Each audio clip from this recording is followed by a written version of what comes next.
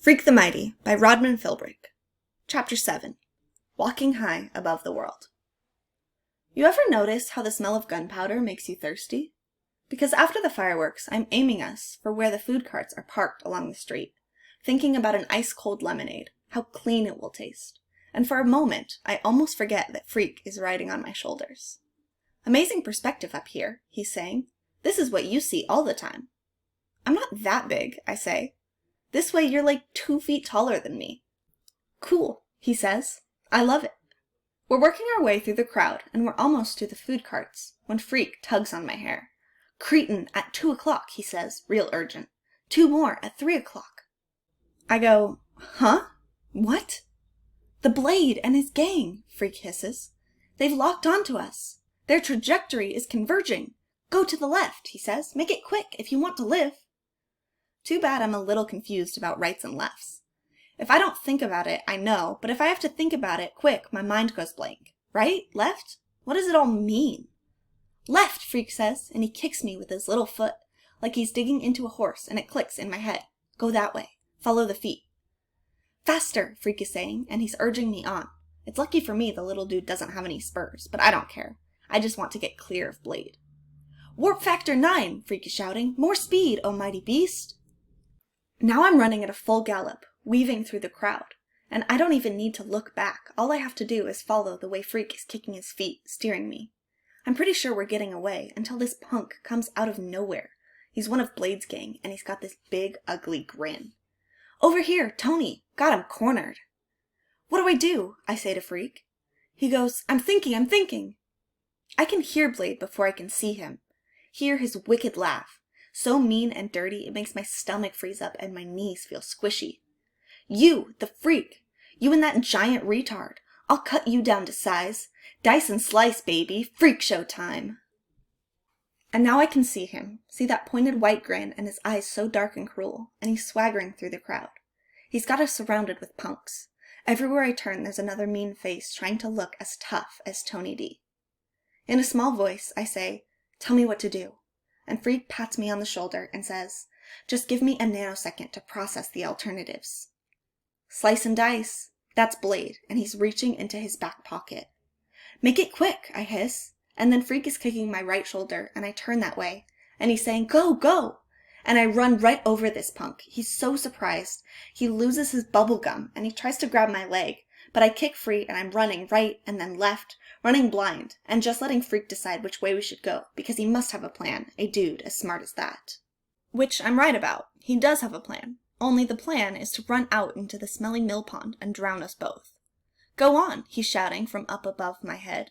Trust me, we'll be okay. Blade is shouting too, and I can hear his feet pitter-pattering behind me. Catching up. Warp speed, Freak is shouting, and he's kicking with both feet now, which means go straight. Head for the H2O!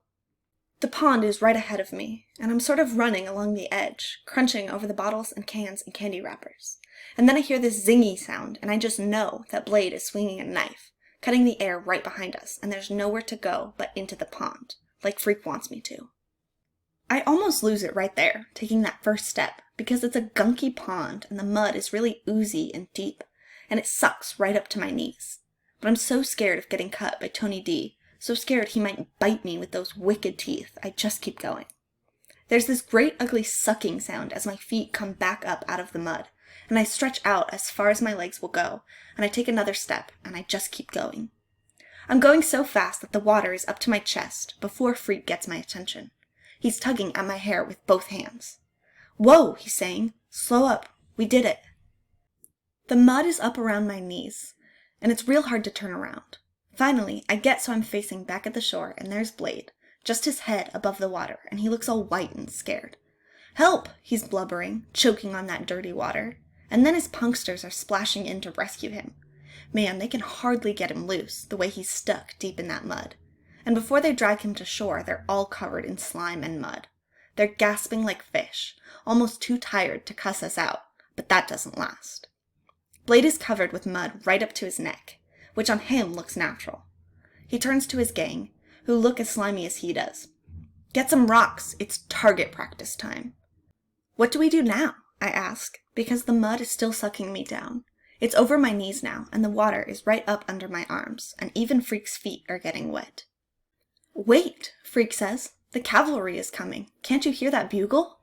I'm listening, but I can't hear anything except for Blade and his gang, and how they're scrambling around trying to find some rocks to heave at us. I can see Blade rearing back to throw, and the first one misses us. "Can you move?" Freak says. I don't think so. It's true. The mud is up over my knees, and I'm locked in place. I can't even fall down. That's how stiff it is. I'm like a big fence post, and everybody knows a fence post makes a good target. More splashes as the rocks fall short. At first, they're throwing stuff that's too heavy. Pretty soon they smarten up, and Blade says, "Smaller rocks! Get me smaller rocks!" And I know in my heart we're doomed. Then up above me, there's this really loud, high-pitched screech. Freak has his fingers in his mouth, and he's whistling, real shrill and shivery, and so loud it almost hurts my ears. And then I see what Freak has been seeing all along, a cop car cruising real slow along the road around the pond, which is what they always do after the fireworks. Freak is whistling, and the cop car spotlight comes beaming around the pond until it settles on us. I'm blinking because the light is so bright, and Freak is making a fuss and waving his arms, and we hear the metal megaphone sound of a cop voice ordering us not to move. Like we could, even if we wanted. It's hard to see in the glare of the spotlight, but Freak tells me that Blade and his punks are running away, like snakes on sneakers, Freak says. "Officers!" Freak is shouting into the white light. "We request assistance!" They finally have to use ropes to pull me out of there. Freak won't let go. He stays right where he is on top of my shoulders, even when this cop in a boat tries to lift him off. And then we're up on the bank of the pond, and everybody is being real nice and giving us blankets and cokes and saying they know all about Tony D. They'll keep an eye on him, don't you worry. "Okay, boys, you'd better give us your names and we'll call your mothers," this one cop is saying. And there's this other guy who is looking at me funny, and he says, "Hey, isn't that Kenny Kane's boy?